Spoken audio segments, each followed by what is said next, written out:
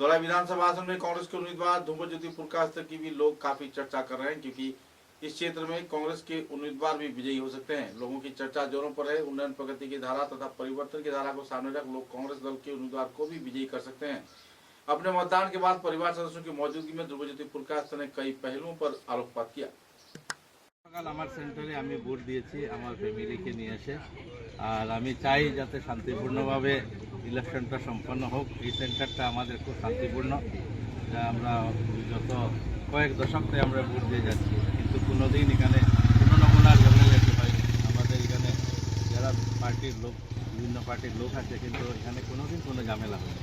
আমি সবাই কাছে এটা অনুরোধ রাখবো যাতে শান্তিপূর্ণভাবে ভোট সমাধান হয়।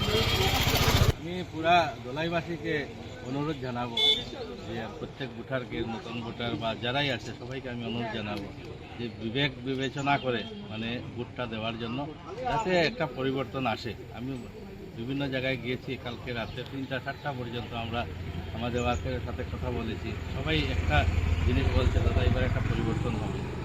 তাই আমি সবার কাছে এটাই অনুরোধ, ভোট দিতে যান কিনা কোনো বিশৃঙ্খলা বা অশান্তি যাতে না হয়, শান্তিতে ওনার নিজেদের ভোট অধিকারটা প্রয়োগ করুন। এটা আমার সবার কাছে অনুরোধ থাকে।